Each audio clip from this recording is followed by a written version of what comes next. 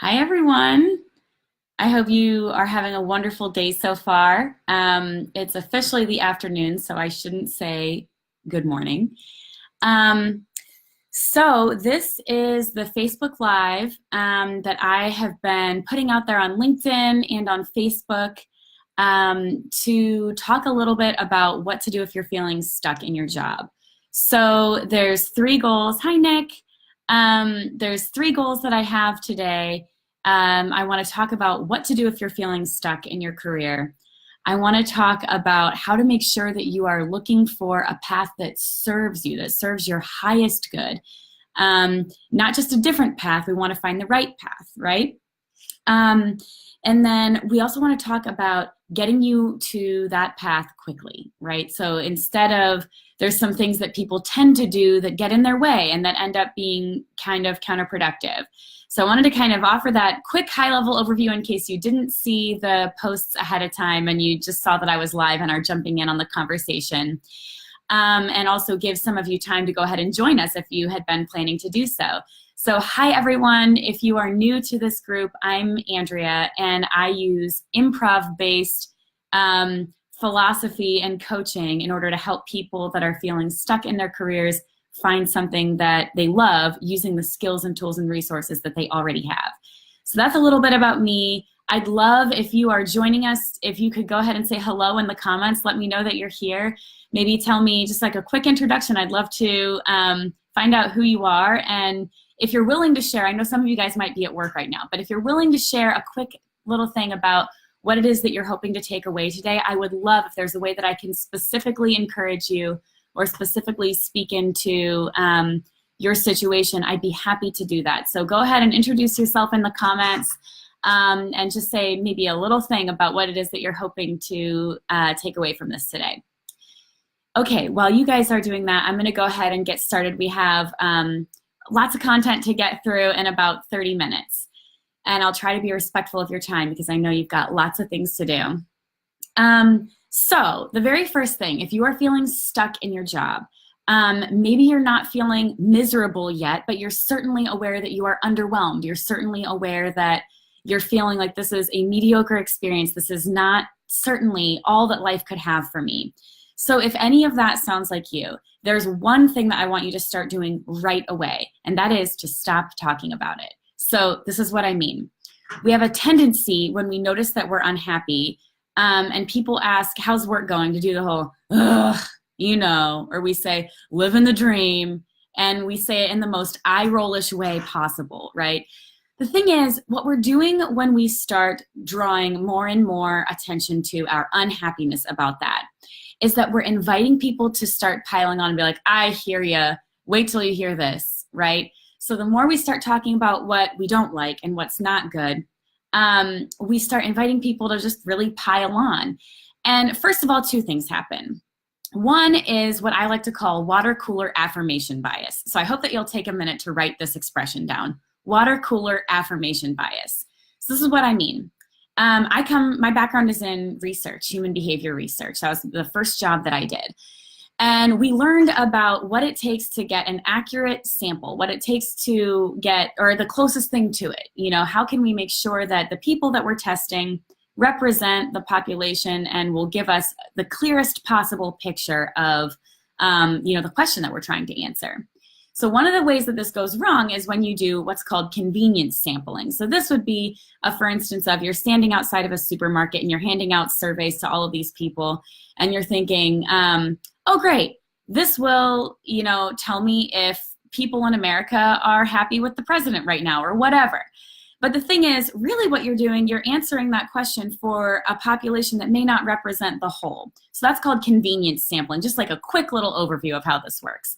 So water cooler affirmation bias is a convenience sample. This is the first flaw with it. So this happens when, let's say you walk out of a meeting and you're not happy about the meeting and you see that there's some people congregated at the water cooler or in the kitchen or wherever, and you walk up to them and the first thing is like the knowing eyeballs, right? You just look at them and you're like, you heard that too, right? And so there's just this connection of, oh my gosh, can you believe what this person just said? And we love to feel that connection. Humans are hardwired for connection, are we not?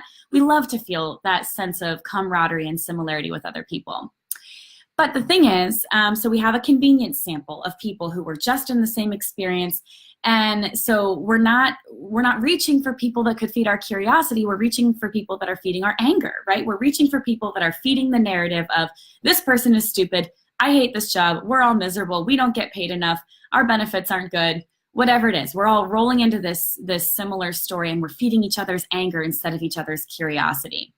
And the other thing is, we haven't, in a convenience sample, we haven't really gone to the effort to say, if what I'd really like is a solution, how about I reach out to someone that could offer me a different perspective?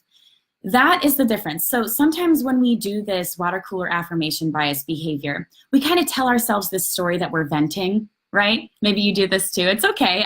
We all do it. I've done it before as well. But we tell ourselves, everyone just needs to vent, right?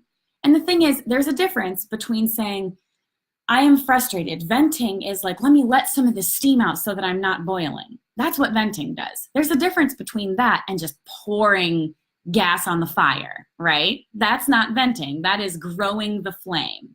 So the key here is make sure that when you're in these moments of clarity, that's what I'm going to call them, the moments where you feel most angry, the moments where you feel most hopeless. Maybe it's you find out you're not getting the promotion that you asked for, and in your brain you had kind of been like, if this happens, then I'll stay. Whatever it is, you know what that is for you. These moments that you're feeling least energized by your job and most aware of your burgeoning desire to find something new. Let's start thinking about those as your moments of greatest clarity on what you want, okay? So in those moments, those are sacred moments. Reach for who feeds your curiosity, not just who feeds your anger, okay? So in that water cooler affirmation bias, I want to finish that thought before I move on to the next one. The other piece here is that you're making a lot of assumptions about how everybody else feels. You're assuming that everybody else feels the same.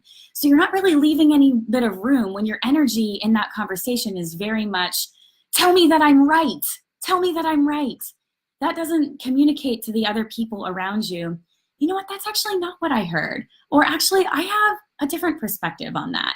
Or, actually, I really like it here. There's not any room for those people to speak up if they have a different perspective from you.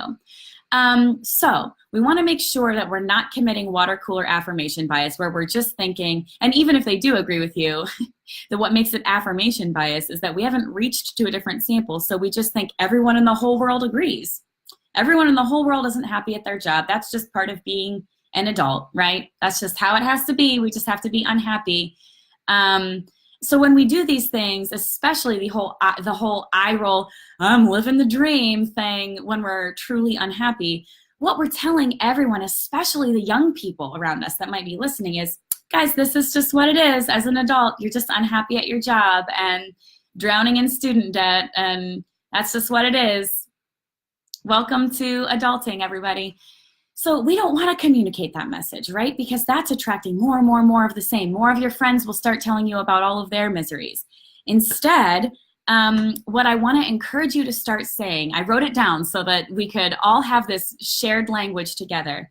Instead, start saying, when people ask you how work is going, I'm feeling a lot of hope and energy lately around the idea of finding something new.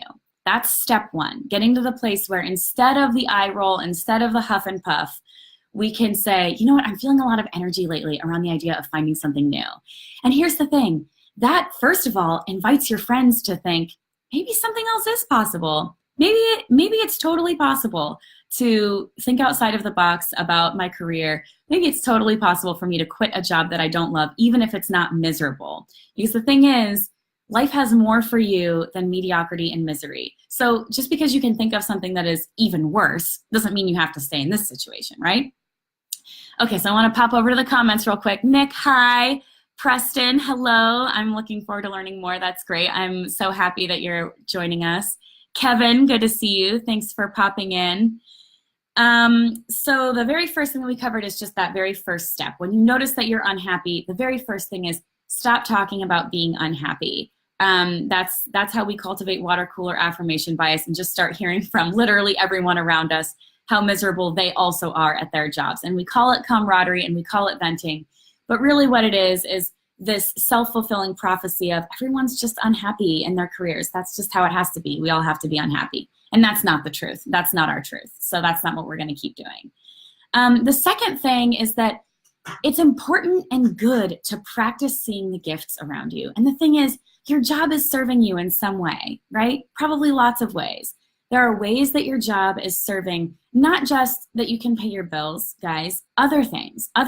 There are tools and resources and skills being cultivated in the middle of what you don't like that are serving what you want next. So the thing is, the more you can start tuning your attention towards, okay, cool, what training can I go to while I'm at this job? What project could I take on and practice a skill that will be helpful to me when I am moving towards what I want? The more you can practice having difficult conversations, even that skill.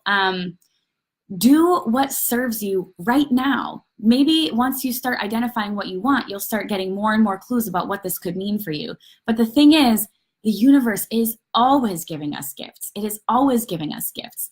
But it's your job as an improviser to be looking for those gifts. So one of the things we say in improv is don't miss the gift. It's really easy to get in your head, especially in those moments where maybe energy is waning a little bit and you notice, uh-oh, we might have lost the audience, and you start panicking. It's easy to start panicking in those moments.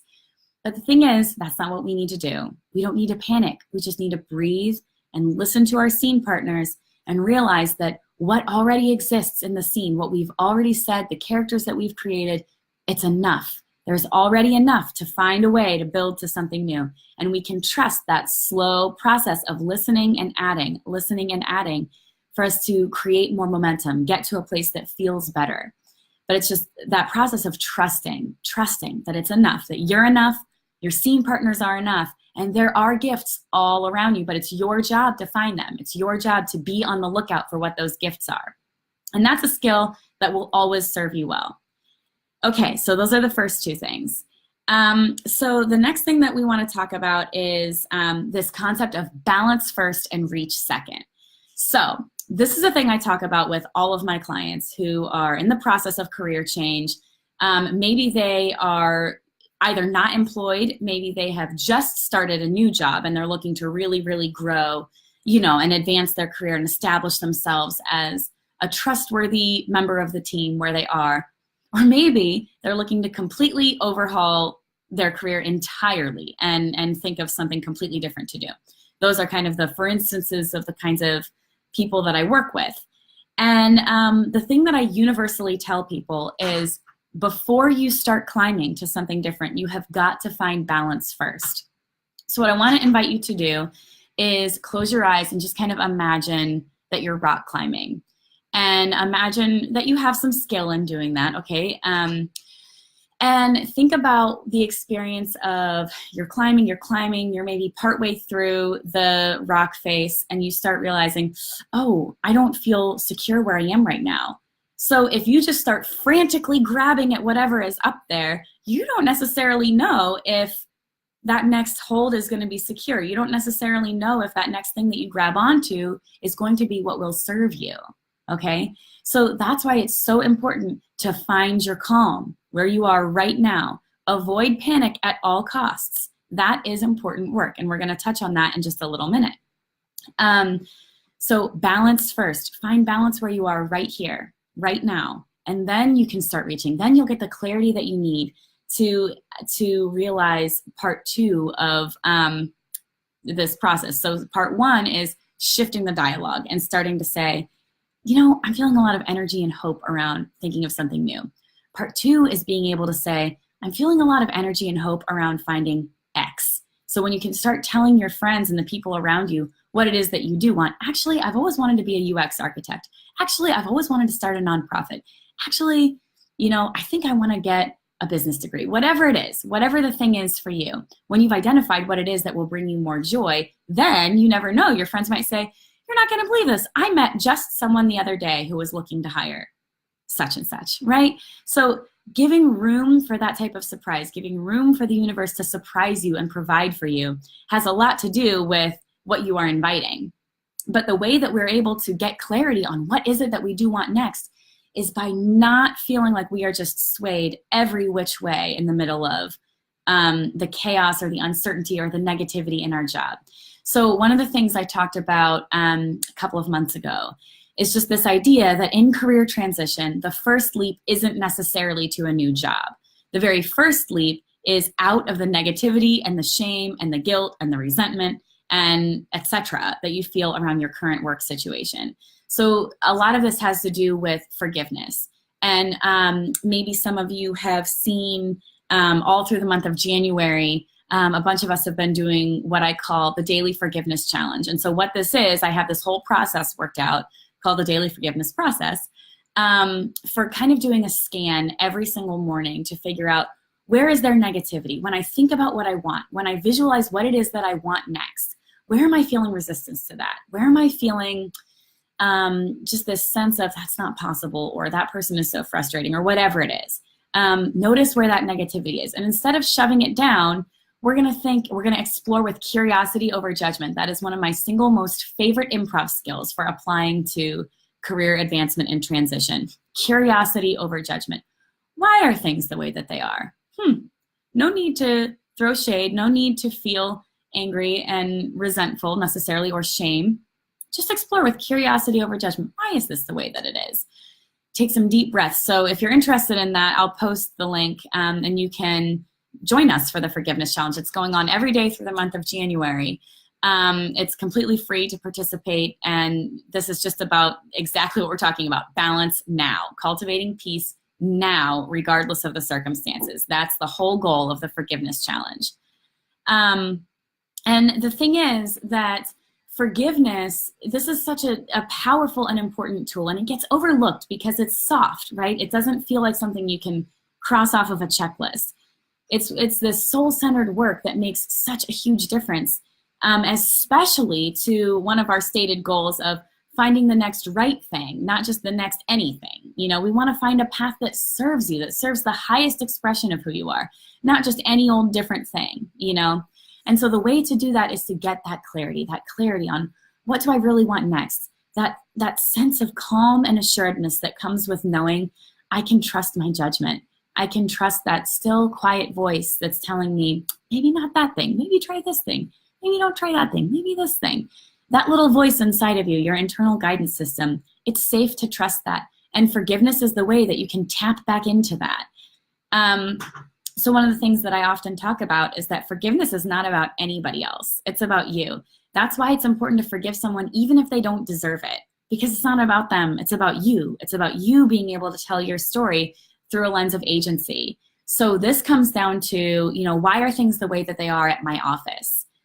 It's really easy, guys, to start saying, you know, well, it's because this person is a jerk. It's because my boss is underqualified. It's because, you know, there's no communication here. There's no transparency here. All the things that we say, right? And we all say them. All of these things that we've identified that are not going well, all of the areas for growth and improvement, we'll say. Boy, can we get so caught up on those, right? But the thing is, the more that we can choose forgiveness on purpose and choose to believe this handy, inconvenient, frustrating, but so powerful truth from improv, which is that your scene partner is a creative genius. And if you're not viewing your scene partner as a creative genius, that's about you. It's not about them. And I know that that is tiresome. I'm like looking over to the comments to see if anyone is like, no! Because very often in the live experiences when I say this, your scene partner is a creative genius. And if you're having trouble viewing them like that, it's about you, it's not about them. Almost always there's like 3 hands that shoot up of people that are like, but what about the times when you actually know that your scene partner is an idiot? That is something that has been said to me out loud in a workshop before. So if you have questions, please do feel free to ask. Feel free to let this be, you know, a conversation if there are things about this that you're like, I need to know more about this. That doesn't sit with me or something like that. Okay, so the thing is that the faster you can remember that your scene partner is a creative genius, the faster you'll be able to forgive them, the faster you'll be able to find a way to build with them, the faster you'll be able to get the clarity you need on what you want next. Because maybe it's a jump to a different job, or maybe it's to build something more beautiful and more productive and more joyful and fulfilling right here, right? That's also career transition. Staying where you are, but showing up differently with a different perspective is also transition. So getting that clarity requires forgiveness. We've talked about the role of forgiveness. If there are not any questions, Preston says, guilty. I hear you. We all do it. We all do it.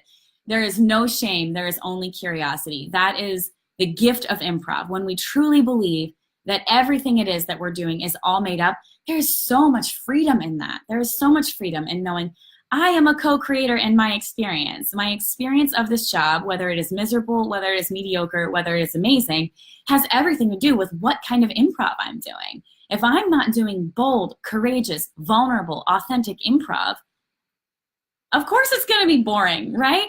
So the thing is, when we can find the way to do that, when we can summon that courage to do courageous, bold improv in our situation, not only is it going to be more fun and more joyful and more fulfilling, but that is magnetic. That is how we invite people into something that is better, right?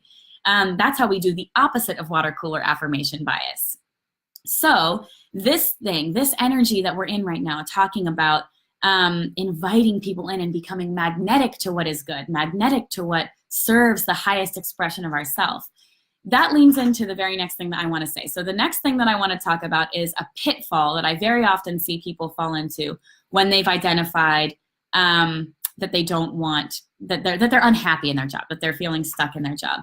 One of the things people start doing is on their lunch hour, or shortly after they get home from work, or maybe during work hours. Let's be honest, I've seen this before.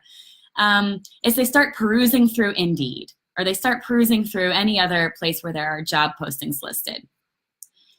Now, this makes sense why this would happen, right? Because what they're looking for is a door out. They're looking for an escape hatch.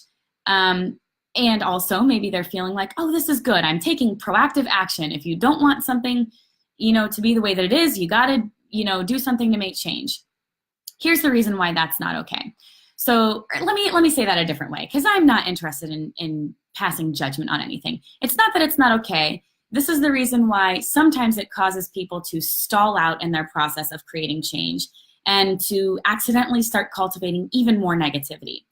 The reason is that you're going through all of these job listings and you're seeing, I don't have that qualification. I don't have that degree. Why didn't I get that degree? I started out with that degree and then I stopped. Or I always thought maybe I'd be good at that. Why didn't I don't have any of those skills. I can't do that job. Or that's only part-time. This company, there's no way that they could pay me what I need. Or they're not going to be flexible. Or, this website looks stupid. They're probably not a good company. All these things that start happening when you're perusing through Indeed, and you're in this headspace that is not in alignment, okay? So you're out of alignment, and I'll touch on that in just a second. But perusing through all these job listings, it's kind of the experience of, and I feel like it's all men on this call right now, so I don't know if this analogy is going to resonate with you, but many of my clients are women, and often what I tell them is, when you're doing that, what you're really doing is it's the experience of being unhappy with your body and going bathing suit shopping. You're just like, hating on your perfect, wonderful body because it's not working in Target's freaking idea of what a body should look like, right? There's nothing wrong with your body. It's about the bathing suit. Those bathing suits are not the right fit. So what I am much more interested in is getting to a place of peace, getting to a place of alignment, and then either looking, but either way, what I encourage people to think of is, what if it works differently? What if it doesn't have to work where you're just perusing through all of these job descriptions and trying to find a way to make your perfect, amazing body fit into their stupid bathing suits? What if it doesn't have to be like that? What if you get to make your own bathing suit? What if that's how it is? What if how it works is that you get to start becoming the highest expression of who you are?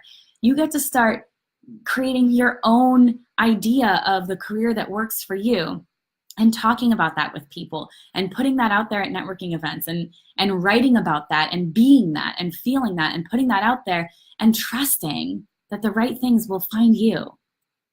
What if that's how it gets to work? The thing is, I have lived that experience many times. And I know that it works. I know that it is possible to figure out what turns me on to who I am. How can I be the highest expression of who I am, and trust that what that means is that people who need that will find it. So the thing is, maybe that's too much for where you are right now. And if it is, I'll tell you that it's true and it works and it's possible. But that's okay. It's okay if you're not there yet at a place where you can believe that it's possible for you to just say what you want and live in that energy and it will find you. It's okay if you're not there yet. The most important things are shift how you're talking about it. Shift how you are talking about it. Don't participate in water cooler affirmation bias. Find ways to find that calm, that peace and calm, that balance first, so that you can reach to what you really want and reach to what truly serves the highest expression of who you are. That's what this is about. So thank you all for joining me. We have just a few minutes left, and I'm going to take a quick drink of water, and then I'll be happy to answer any questions if you have them, and then share one more thing with you. One moment.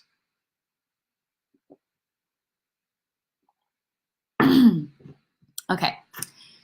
So the last thing that I want to share with you is that yesterday, my company, And Beyond Improv, launched a new product called RISE, the Career Advancement System. And who this is for is it's for people that are either feeling stuck or underwhelmed in their job or career. They're either looking to really grow where they're at. They're like, my transition is all about finding freedom and peace where I'm already at. I want to thrive where I am, bloom where you're planted, so to speak. If that's you, then the Career Advancement System is designed with you at heart. If you're feeling underwhelmed and unsure of what's next, but you're like, this can't be it. This can't be all that there is for me. I don't know what the lily pad is. I don't know where my next safe hold is, but I know this can't be it. The Career Advancement System is designed with you at heart.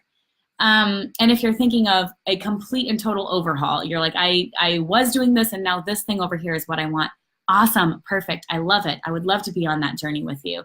The Career Advancement System is all about that. It is about finding peace and freedom now, regardless of the circumstances. It's about coaching. It's about skill building around some really key professional competencies that accelerate that process of advancement and transition. So to give some examples, because that's kind of like a kind of vague way of saying it. So specifically, it's the self-advocacy piece. So if you've noticed that, you know, you've been trying to advocate for yourself, but you're just not really getting the results that you want, that's understandable. That's very normal. So we want you to have expert caliber skills in advocating for yourself. Expert caliber skills in communicating your message and your intention. If you're in a heated situation, if you're under pressure, communicating what you intend to communicate, your vision and your intention under pressure. Expert caliber skill in doing that makes a huge difference in how people perceive you as a professional. It's about conflict resolution and de-escalation. It's about how you give and receive difficult feedback. All of these skills not only make a huge difference in how you will move through this earth in your current job and the amount of joy and fulfillment you can cultivate in your current job, but guys, these are the skills when we're talking about becoming the highest expression of who you are and then becoming magnetic to what's next. These are the skills that do that for you. So it's about building skill in those areas to get you to that expert caliber level in those key professional competencies. So how it works, it's a 6-month program. And so in addition to the coaching, you'll have access to the Art of Confrontation, which is an online course that really gets into these improv philosophies that make confrontation be a thing that can be so much better. It's not just keep it from going off the rails. It's use it to what it really can be, which is a jumping off point to a deeper relationship, a deeper understanding, something really, really beautiful. I always encourage people to stop talking about confrontation as, what hitting the fan or whatever, as people often talk about it when there's some type of explosive moment at work. Instead of talking about it like that, talk about it as the final strike of the piñata. A lot of momentum happened, and then gifts fell from the sky. That's what confrontation is. Lots and lots and lots of opportunity to build and go forward. So the Art of Confrontation is included in this course. And ultimately, guys, this is about peace and freedom. It's about clarity on what you want next. It's about finding the path that serves who you really are and getting you there quickly, really seeing some of the results. So the forgiveness challenge, it's so good. I love it. I love hearing the moments of clarity that people are getting from this. And what I want to communicate so fervently is that I believe there is more to doing mindset work than just feeling good in the middle of chaos. I believe that it is possible to get to that next step of gifts that are easy to identify as gifts, if that makes sense. I believe that it's possible to move through the difficulty, and the mindset piece is crucial. It cannot be skipped over. It cannot be skipped over if you're looking for a sustainable next path and next step. But past that, there are the logistics, there are the practical applications of this work that get you where you want to be professionally. So that's what this is about. It's about the logistics and some of those practical applications to really ground all of the soul-centered work into something that is tangible in your career. So that's what this is about. I'm going to post the link in the comments so you can get more information. We have several cool things for those that are joining early. And I noticed that there were some people that joined yesterday, which is awesome. And I was so excited to see that. And I don't think any of them are on this call, so they won't necessarily be worried. But if you did join early on, you still get all of these bonuses, even though they weren't announced yet. But so the first thing is there's the time-limited payment plan. So the course itself, the program itself, is open enrollment, but there's a time-limited payment plan. So you can either save money by doing one bulk payment, or you can do smaller amounts over the 6 months that you're enrolled in the program. And that opportunity to do the smaller payments is available until the 21st, until Monday. The second thing is that for those of you who enroll early on, you will also have access to a webinar that I did a while ago that's specifically about that confrontation piece. So what I was just touching on, I did a webinar a few months ago about really avoiding some of the most common pitfalls in confrontation. And those of you who enroll in the program, you'll also get access to that webinar as well. Just a nice extra bonus to say thank you for joining us early on in the program. If you have any questions at all, please feel free to reach out. I'll keep looking over these comments later today. I know we're kind of at the end of our time here, and I want to be respectful of your schedules.